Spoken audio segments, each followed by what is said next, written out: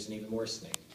Guys like Hank Aaron, guys like Willie Mays, guys like Ted Williams, guys as far back as Joe DiMaggio, who we claim are the saviors of baseball, the guys who are doing it right, all admitted to taking amphetamines at one point in their career.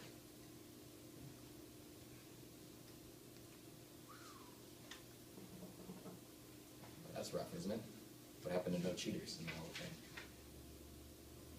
So in conclusion, what did we learn today?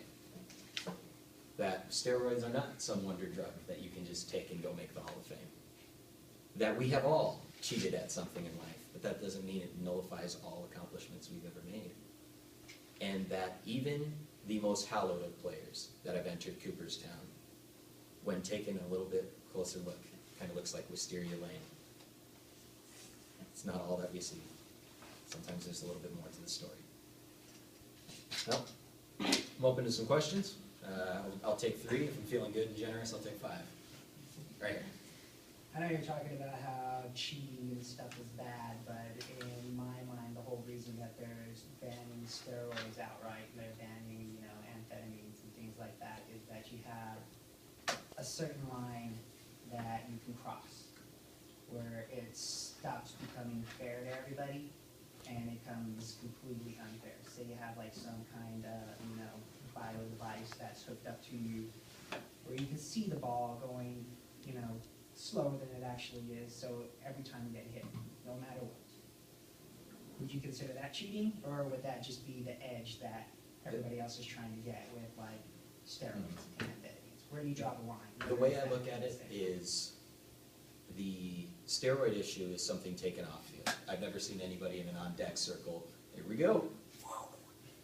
They've taken it outside of the game. Involving a device that would allow you to see the ball just a little bit slower, actually during game, that would be cheating.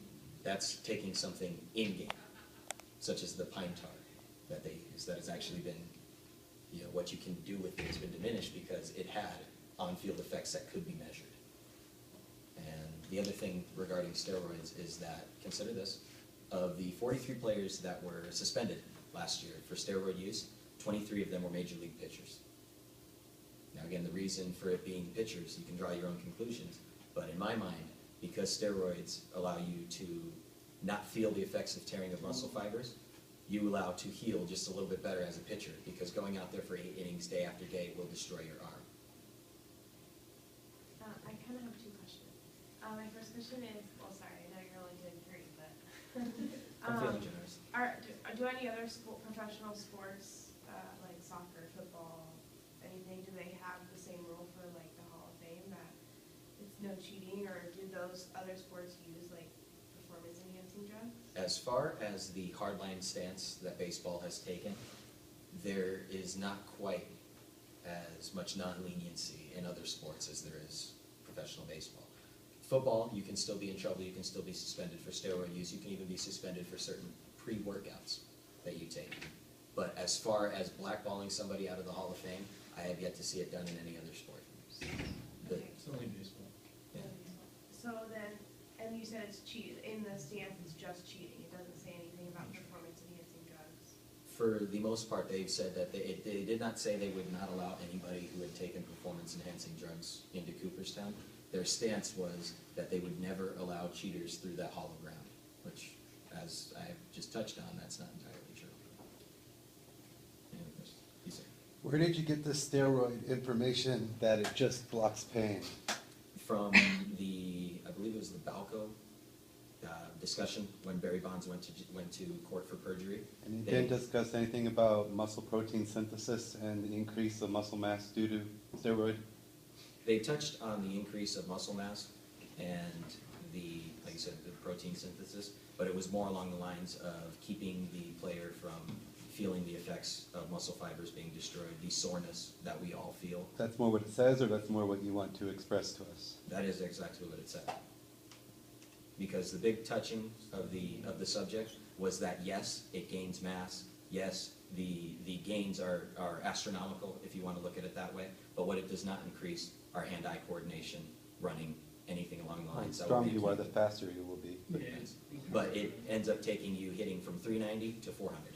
The effects as far as steroids on baseball players they measured it, on average, it was more like 90% talent and the 10% steroid. I was gonna say with Barry Bonds, he was a little fella and he still jacked it over the fence every time. Yeah, Like, and steroids didn't make him a better player, he just got bigger. In the 13 years prior to 1998, Barry Bonds had already put up enough numbers to be put into the Hall of Fame on that alone. I totally forgot my question. I'm sorry, I was listening to all you guys talk, but I already forgot. Oh, I remember now. Yes. Has anybody ever been kicked out of the Hall of Fame? Ooh. Ooh. I know of one that has been banned for life, and that's Pete Rose. Pete Rose was not banned for any sort of performance enhancer, he was banned for gambling. He would bet on certain teams while he was a player and a manager, and that has kept him out of the list. The all-time greatest hitter in baseball is not allowed through the doors because he had gambled.